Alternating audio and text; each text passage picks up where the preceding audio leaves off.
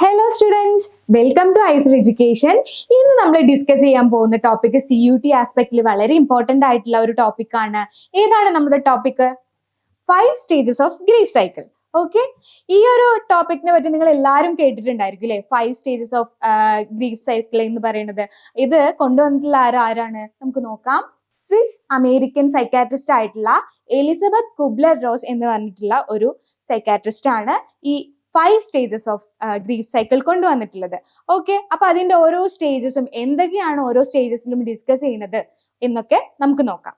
ഒന്ന് നോക്കിയേ, 5 സ്റ്റേജസ് ഏതൊക്കെയാണ്? 5 സ്റ്റേജസ് എന്ന് പറയുന്നത് genial, bargaining, anchor, depression, acceptance. ഈ ഓരോ സ്റ്റേജിലും അവരുടെ ഓരോരുത്തരെ എക്സ്പ്രഷനും ബോഡി ലാംഗ്വേജും ഒക്കെ കാണുമ്പോൾ നിങ്ങൾക്ക് ഏകദേശം മനസ്സിലാവുന്നുണ്ടായിരിക്കും എന്തൊക്കെയാണ് അവർക്ക് ആ സമയത്ത് ഫീൽ ചെയ്യുന്നത് എന്നുള്ളത് അല്ലെ. പക്ഷെ നമുക്ക് ഒന്നുകൂടി ഡീറ്റെയിൽഡ് ആയിട്ട് പറയാം. അപ്പൊ അതിനു മുന്നേ ഞാനൊരു കാര്യം ചോദിക്കട്ടെ, എന്താണ് ഗ്രീഫ് എന്ന് പറയുന്നത്? ഗ്രീഫ് എന്ന് പറയുന്നത് ശരിക്കും എന്താണ്? ഗ്രീഫ് എന്ന് പറയുമ്പോൾ ഒരു എക്സ്ട്രീം സാഡ്നെസ് ഇല്ലേ, അതായത് നമുക്കൊരാളെ നഷ്ടപ്പെടുന്ന സമയത്ത് ആ ഒരു നഷ്ടം എന്ന് പറയുന്നത് ചിലപ്പോൾ അയാളുടെ ഡെത്ത് ആവാം, അല്ലെങ്കിൽ ഒരു ബ്രേക്കപ്പ് ആവാം. ഇങ്ങനെയുള്ള ഒരു പ്രോസസ്സിലൂടെ നമുക്ക് ഒരാളെ നഷ്ടപ്പെടുന്ന സമയത്ത്, അതായത് ഇന്നലെ വരെ കൂടെയുണ്ട് ഇന്ന് കൂടെ ഇല്ല എന്നുള്ളൊരവസ്ഥ, ആ ഒരു അവസ്ഥയ്ക്കാണ് നമ്മൾ എന്തെന്ന് പറയുന്നത്? ഗ്രീഫ് എന്ന് പറയുന്നത്. ഓക്കെ, എല്ലാവർക്കും ക്ലിയർ ആയില്ലേ? ആ ഒരു അവസ്ഥയ്ക്കാണ് നമ്മൾ ഗ്രീഫ് എന്ന് പറയുന്നത്. നമ്മുടെ ഒരു എക്സ്ട്രീം, ഒരു തീവ്രമായിട്ടുള്ള ഒരു ദുഃഖം. ചിലപ്പോൾ അത് സഡൻ ആയിട്ട് സംഭവിക്കുന്ന ഒരു ദുഃഖമായിരിക്കും കേട്ടോ. ചിലപ്പോൾ ഗ്രാജുവലി സ്ലോലി അയാൾ പോകും എന്ന് തോന്നുമ്പോഴുള്ള, പക്ഷെ പെട്ടെന്ന് അയാൾ പോകുമ്പോൾ ആ മൊമെന്റിൽ അയാൾ നഷ്ടപ്പെട്ടു എന്ന് തോന്നുമ്പോഴുള്ള ആ ഒരു സമയത്തുള്ള ഒരു കാര്യത്തിനെയാണ് നമ്മൾ ഗ്രീഫ് എന്ന് പറയുന്നത്. ഓക്കെ, അപ്പൊ നമുക്ക് ഇനി ഓരോ സ്റ്റേജസ് ആയിട്ട് എക്സ്പ്ലെയിൻ ചെയ്യാം. ആദ്യത്തെ സ്റ്റേജ് എന്ന് പറയുന്നതാണ് ഡീനിയൽ. എന്താണ് ഡീനിയൽ? നിങ്ങൾക്ക് ചിലപ്പോൾ എക്സ്പീരിയൻസസ് ഉണ്ടായിരിക്കും. നിങ്ങളുടെ ഫ്രണ്ട്സിനോ ഫാമിലിക്കോ ആർക്കെങ്കിലും ഒക്കെ ലൈഫിൽ ഏറ്റവും പ്രിയപ്പെട്ട ആളെ നഷ്ടപ്പെടുമ്പോൾ അവരുടെ കൂടെ നിങ്ങൾ സമയം സ്പെൻഡ് ചെയ്തിട്ടുണ്ടെങ്കിൽ നിങ്ങൾക്ക് മനസ്സിലാവും എങ്ങനെയാണ് ആ ഒരു ഫസ്റ്റ് സ്റ്റേജ് എന്നുള്ളത് അല്ലെ. ജീനിയൽ ആണ് ഫസ്റ്റ് സ്റ്റേജ്. അതായത് ജീനിയലിൽ പറയുന്നത് എന്താണ്? ഇവിടെ അവര് കംപ്ലീറ്റ്ലി ഡിനൈ ചെയ്യാണ് ചെയ്യുക. ആ റിയാലിറ്റിനെ അവര് കംപ്ലീറ്റ്ലി ഡിനൈ ചെയ്യും.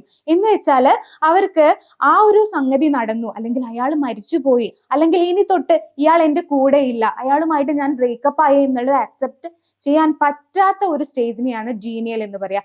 കംപ്ലീറ്റ്ലി ഇവരിത് റെസിസ്റ്റ് ചെയ്യാണ് ചെയ്യുക. ഓക്കെ, ഈ ഒരു സമയത്ത് ഇവർ കംപ്ലീറ്റ്ലി ഈ സംഭവിച്ച കാര്യത്തിന് ഇവർ കംപ്ലീറ്റ്ലി റെസിസ്റ്റ് ചെയ്യും.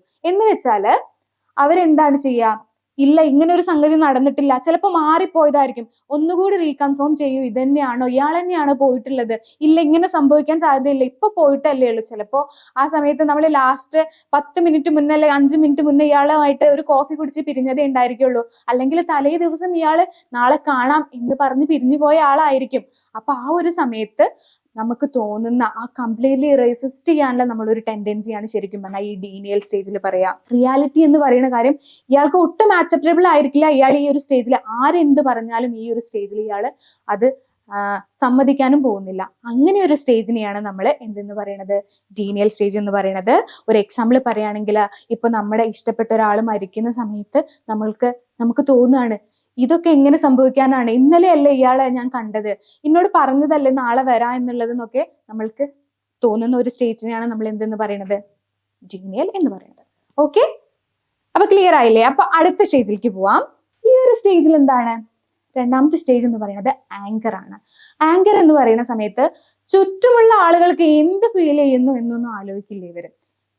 എക്സ്ട്രീം ഒരു ആങ്കർ, അതായത് റിയാലിറ്റി വന്ന് നമ്മളെ ബ്രെയിനിൽ ഹിറ്റ് ചെയ്യുന്നു, അതുപോലെ തന്നെ അത് ഞാൻ അക്സെപ്റ്റ് ചെയ്യില്ല എന്ന് പറഞ്ഞിട്ട് വേറൊരു സൈഡ് അവിടെ നിന്ന് റെസിസ്റ്റ് ചെയ്യുന്നു.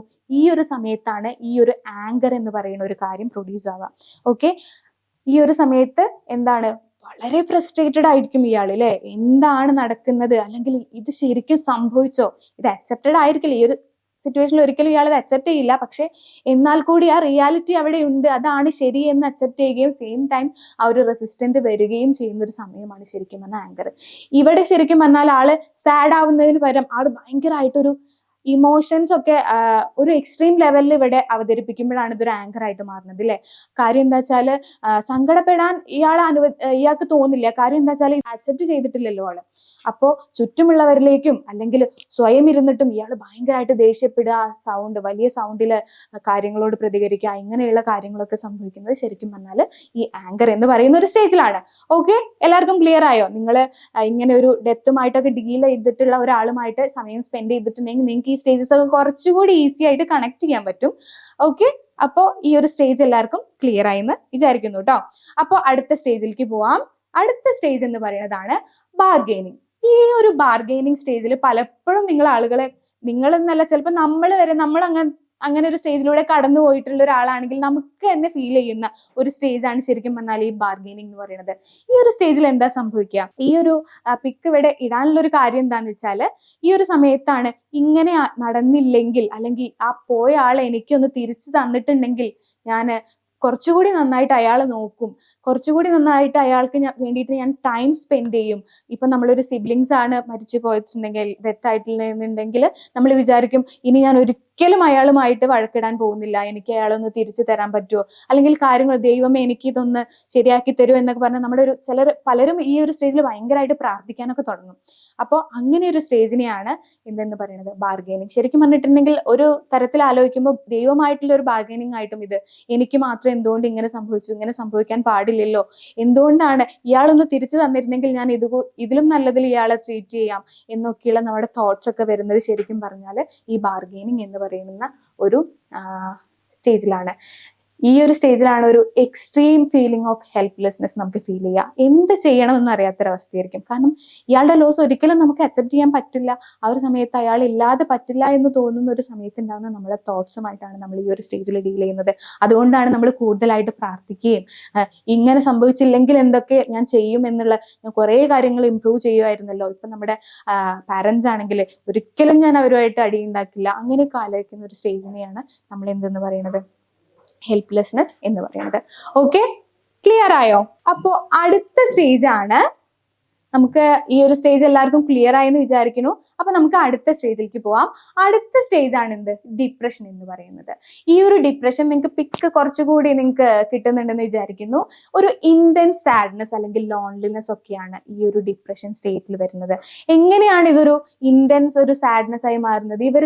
ഇവരെ കുറച്ചുകൂടി ഇവരുടെ എല്ലാ ഒരു എന്താ പറയാ ദേഷ്യപ്പെടലും അങ്ങനെയുള്ള കുറേ ആക്ടിവിറ്റീസ് ഒക്കെ കഴിഞ്ഞിട്ട്, അതായത് ഇമോഷൻസ് ഒക്കെ വളരെ ഇന്റൻസ് ആയിട്ട് ഇവർ പ്രകടിപ്പിച്ച് അതിനൊക്കെ ശേഷമുള്ള അവരുടെ ഒരു ഐസൊലേഷൻ, അതായത് കൂടുതൽ അവരിലേക്ക് ചുരുങ്ങിയിട്ട് കുറച്ചുകൂടി എന്താ പറയാ ഒതുങ്ങിക്കൂടുന്ന ഒരു അവസ്ഥയാണ് ശരിക്കും പറഞ്ഞാൽ ഈ ഒരു ഡിപ്രഷൻ എന്ന് പറയാ. ഈ ഒരു സ്റ്റേജിലാണ് ശരിക്കും പറഞ്ഞാൽ അവര് സങ്കടം എന്ന് പറയുന്ന കാര്യം തീവ്രമായിട്ട് അവർക്ക് അനുഭവിക്കുക. ഇത്രയും കാലം അയാൾ പോയി, അല്ലെങ്കിൽ ഇനി അയാൾ ജീവിതത്തിൽ ഇല്ല എന്നുള്ളത് അവർക്ക് അക്സെപ്റ്റ് ചെയ്യേണ്ട ഒരു അവസ്ഥയില്ല. കാര്യം എന്താ വെച്ചാൽ റെസിസ്റ്റ് ചെയ്തുകൊണ്ടിരിക്കുകയായിരുന്നു. അയാൾ തിരിച്ചു തന്നാൽ ഞാൻ ഇങ്ങനെയൊക്കെ ചെയ്യാം എന്ന് പറഞ്ഞുകൊണ്ടിരിക്കുകയായിരുന്നു. പക്ഷെ ഈ ഒരു സ്റ്റേജിൽ ശരിക്കും ആ ഒരു സങ്കടം അനുഭവിക്കുകയാണ്. അതായത് നമ്മളെ കൂടെ അയാൾ ഇല്ല എന്നുള്ളൊരു സങ്കടം നമ്മൾ അനുഭവിക്കില്ലേ, ആ ഒരു സ്റ്റേജ് ആണ് ഇതെന്ന് പറയുന്നത്. നമ്മൾ ഐസോലേറ്റഡ് ആവുന്നു. കാര്യം എന്താ വെച്ചാല് പഴയ പോലെ നമുക്ക് സപ്പോർട്ട് കിട്ടുന്നില്ല, കാരണം അയാൾ ഇല്ലാത്തത് കൊണ്ട് നമുക്ക് സപ്പോർട്ട് കിട്ടുന്നില്ല. അപ്പൊ ഇങ്ങനെ ഒരു സമയത്താണ് അവർക്ക് ഏറ്റവും കൂടുതൽ എന്താണ് ബാക്കിയുള്ളവരുടെ അടുത്ത് അവർക്ക് ദേഷ്യപ്പെടുന്ന ആ സ്റ്റേജിനൊക്കെ ശേഷമാണ് ഇങ്ങനെ ഒരു സങ്കടത്തിലേക്ക് അവർ പോകുന്നത്. അപ്പൊ കുറച്ചുകൂടി ഒതുങ്ങിക്കൂടിയിട്ടുള്ള ഒരു ഐസോലേറ്റഡ് ആയിട്ടുള്ള, ഒന്നിനോടും പ്രത്യേകിച്ചും ഒരു റിയാക്ഷനും കാണിക്കാത്ത ഒരു സ്റ്റേജിലാണ് കൂടുതലായിട്ട് അവർ കരയുകയും അവർ ഭയങ്കരമായിട്ട് സങ്കടപ്പെടുകയും ഒക്കെ ചെയ്യുന്ന ഈ ഒരു സ്റ്റേജിനെയാണ് നമ്മൾ എന്തെന്ന് പറയുന്നത് ഡിപ്രഷൻ എന്ന് പറയുന്നത്. ഓക്കെ, എല്ലാവർക്കും മനസ്സിലായോ? ക്ലിയർ ആയെന്ന് വിചാരിക്കുകയാണ് കേട്ടോ. ഞാൻ ഒറ്റയ്ക്കായിരിക്കും ഈ ഒരു സ്റ്റേജിൽ അവർ കൂടുതലും സമയം ഒറ്റയ്ക്ക് സ്പെൻഡ് ചെയ്യാനാണ് പ്രിഫർ ചെയ്യുക കേട്ടോ. അപ്പൊ നമുക്ക് അടുത്ത സ്റ്റേജിലേക്ക് പോവാം. അടുത്ത സ്റ്റേജ് അല്ലെങ്കിൽ ഏറ്റവും ലാസ്റ്റുള്ള സ്റ്റേജ് ആണ് ഇതെന്ന് പറയുന്നത് ആക്സെപ്റ്റൻസ് എന്ന് പറയുന്നത്. ഓക്കെ, ആക്സെപ്റ്റൻസിൽ എന്തായിരിക്കും സംഭവിക്കുക? ഒരുപാട് സമയം കഴിഞ്ഞു, നമ്മൾ കുറെ ചൂടായി, നമ്മൾ കുറെ ദൈവത്തിനോട് പ്രാർത്ഥിച്ചു, ഇങ്ങനെ കാര്യങ്ങൾ ഇങ്ങനെ നടന്നിരുന്നെങ്കിൽ എന്നൊക്കെ നമ്മൾ കുറെ പ്രാർത്ഥിച്ചു, നമ്മൾ റെസിസ്റ്റ് ചെയ്യാൻ നോക്കി, നമ്മൾ ഒറ്റപ്പെട്ട് കുറെ സമയം ചെലവഴിച്ചു, കുറെ കരഞ്ഞു, അങ്ങനെയുള്ള കാര്യങ്ങൾക്കൊക്കെ ശേഷം ഈ ഒരു സ്റ്റേജിൽ എന്താ പിന്നെ സംഭവിക്കുന്നത്? ഈ ഒരു സ്റ്റേജിൽ നമ്മൾ ആക്സെപ്റ്റ് ചെയ്യാണ്. ദിസ് ഈസ് റിയാലിറ്റി, ഇതാണ് റിയൽ. അയാളില്ല, കംപ്ലീറ്റ്ലി അയാളില്ല, അയാൾ പോയി, ഇനി അയാളുടെ പ്രസൻസ് ഉണ്ടാവില്ല, ഇനി അയാളുടെ സപ്പോർട്ട് ഉണ്ടാവില്ല, നമ്മൾ ജീവിതത്തിൽ ഇനി നമ്മൾ ഒരുമിച്ച് ചെയ്തിരുന്ന കാര്യങ്ങളൊക്കെ നമ്മൾ ഇനി ഒറ്റയ്ക്ക് ചെയ്യേണ്ടി വരും എന്നൊക്കെ ആലോചിക്കുന്ന ഒരു സ്റ്റേജ് ആണ്. ഓക്കെ, ഈ ഒരു സ്റ്റേജിനെയാണ് നമ്മൾ എന്തെന്ന് പറയുന്നത് ആക്സെപ്റ്റൻസ് എന്ന് പറയുന്നത്. പക്ഷേ ഈ ഒരു അക്സെപ്റ്റ് ചെയ്തു എന്ന് വിചാരിച്ചിട്ട് ആൾക്ക് ഈ ഒരു സ്റ്റേജിൽ സങ്കടമില്ല എന്നല്ല കേട്ടോ പറയുന്നത്. അയാൾക്ക് സങ്കടമുണ്ട്, അയാൾ പോയതിൽ വളരെയധികം സങ്കടമുണ്ട്. പക്ഷേ നിവർത്തിയില്ലാണ്ട് ഇയാൾ ഇല്ല എന്നുള്ളൊരു കാര്യം അക്സെപ്റ്റ് ചെയ്യേണ്ട ഒരു അവസ്ഥയാണ് ഈ ഒരു അക്സെപ്റ്റൻസിൽ വരിക. ഓക്കെ, അപ്പോ ആ ഒരു ലോസുമായിട്ട് അയാൾ ഇല്ലാത്തൊരവസ്ഥയിൽ ഇനി ജീവിക്കണം എന്ന് ഞാൻ കംപ്ലീറ്റ്ലി അല്ലെങ്കിൽ വേറൊരാൾ കംപ്ലീറ്റ്ലി അക്സെപ്റ്റ് ചെയ്യുന്ന ഒരു സ്റ്റേജാണ് ലോസ് എന്ന് പറയുന്നത്. ഈ 5 സ്റ്റേജസും നിങ്ങൾക്ക് എല്ലാവർക്കും ക്ലിയർ ആയെന്ന് വിശ്വസിക്കുകയാണ് ഞാൻ. ഓക്കെ, നമുക്ക് ജസ്റ്റ് എന്തൊക്കെയാണ് സ്റ്റേജസ് എന്ന് ഒന്നുകൂടി പറയാം അല്ലെ. ആരാണ് ഈ തിയറി പ്രപ്പോസ് ചെയ്തത്? ഈ സ്റ്റേജസ് ഓഫ് തിയറി പ്രപ്പോസ് ചെയ്തത് കുബ്ലർ-റോസ് ആണ്. ഓക്കെ, അപ്പോൾ അതിൽ 5 സ്റ്റേജസ് ആണുള്ളത്: denial, anger, bargaining, depression, acceptance. Okay, denial എന്ന് പറയുമ്പോൾ റിയാലിറ്റിനെ കംപ്ലീറ്റ്ലി ഇവിടെ റെസിസ്റ്റ് ചെയ്യാണ് ചെയ്യുക. ഇങ്ങനെ സംഭവിച്ചിട്ടില്ല, അങ്ങനെ സംഭവിക്കാൻ പാടില്ല, അങ്ങനെ ഒരിക്കലും നടക്കില്ല, ഇല്ല അയാൾ എൻ്റെ ജീവിതത്തിൽ നിന്ന് പോയിട്ടില്ല എന്ന് ശരിക്കും നമ്മൾ പറഞ്ഞുകൊണ്ടിരിക്കുന്ന ഒരു സ്റ്റേജിനെയാണ് നമ്മൾ എന്തെന്ന് പറയുന്നത്, ജീനിയൽ എന്ന് പറയുന്നത്. റിയാലിറ്റിനെ ഇയാൾ കംപ്ലീറ്റ്ലി ഇവിടെ എതിർക്കുകയാണ് ചെയ്യുക കേട്ടോ. ഇങ്ങനെ നടന്നിട്ടില്ല, അങ്ങനെ നടക്കാൻ പാടില്ല എന്ന് പറഞ്ഞുകൊണ്ടിരിക്കുന്ന ഒരു സ്റ്റേജാണ് ജീനിയൽ എന്ന് പറയുന്നത്. ആങ്കർ എന്ന് പറയുന്ന സമയത്ത് ഒരു ഭാഗത്ത് നിന്ന് റിയാലിറ്റിയും മറ്റൊരു ഭാഗത്ത് നിന്ന് നമ്മുടെ ഫ്രസ്ട്രേഷനും കൂടി കമ്പൈൻ ചെയ്തിട്ട്, നമ്മുടെ റെസിസ്റ്റൻസും കൂടി കമ്പൈൻ ചെയ്തിട്ട് നമുക്കൊരു ഫ്രസ്ട്രേഷൻ അനുഭവിക്കുന്ന ഒരു സ്റ്റേജിനെയാണ് നമ്മൾ ആങ്കർ എന്ന് പറയുന്നത്. ഇനി ബാർഗൈനിങ് ആകുമ്പോഴോ, നമ്മൾ ഇങ്ങനെ ആയിരുന്നില്ലെങ്കിലോ, ഇങ്ങനെ സംഭവിച്ചില്ലായിരുന്നെങ്കിൽ ഞാൻ ഇങ്ങനെ കൂടുതൽ ഇംപ്രൂവ് ചെയ്യുമായിരുന്നു എന്നൊക്കെ പറയുന്ന ഒരു സ്റ്റേജിനെയാണ് നമ്മൾ ബാർഗൈനിങ് എന്ന് പറയുന്നത്. ഈ ഒരു സമയത്താണ് നമ്മൾ കൂടുതൽ പ്രാർത്ഥിക്കുന്ന പ്രോസസ്സൊക്കെ നടക്കുന്നത് നമ്മൾ പറഞ്ഞു. പിന്നെ 4ാമത്തെ സ്റ്റേജാണ് ഡിപ്രഷൻ. ഡിപ്രഷനിൽ എന്താ സംഭവിക്കുന്നത്? നമ്മൾ കൂടുതൽ ഒറ്റയ്ക്ക് സമയം ചെലവഴിക്കുന്ന, എക്സ്ട്രീം സാഡ്നെസ് അനുഭവിക്കുന്ന ഒരു സ്റ്റേജിനെയാണ് നമ്മൾ എന്തെന്ന് പറയുന്നത്, ഡിപ്രഷൻ എന്ന് പറയുന്നത്. ഇവിടെ എക്സ്ട്രീംലി നമ്മൾ സാഡ് ആയിരിക്കും, നമ്മൾ ഒരുപാട് കരയും, നമ്മൾ വീക്ക് ആയിരിക്കും, നമുക്ക് കംപ്ലീറ്റ്ലി എനർജി ഉണ്ടാവില്ല ഈ ഒരു സ്റ്റേജിൽ. അതിനെയാണ് ഡിപ്രഷൻ എന്ന് പറയുന്നത്.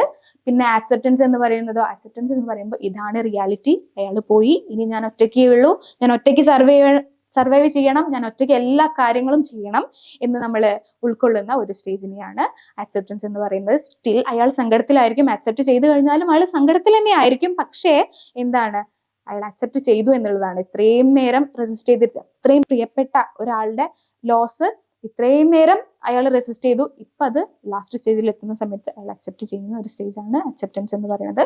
ഓക്കെ, അപ്പോൾ ഇതാണ് കുബ്ലർ-റോസിന്റെ ഗ്രീഫ് സൈക്കിൾ എന്ന് പറയുന്നത്. അപ്പൊ എല്ലാവർക്കും ക്ലിയർ ആയെന്ന് വിശ്വസിക്കുന്നു. Thank you all.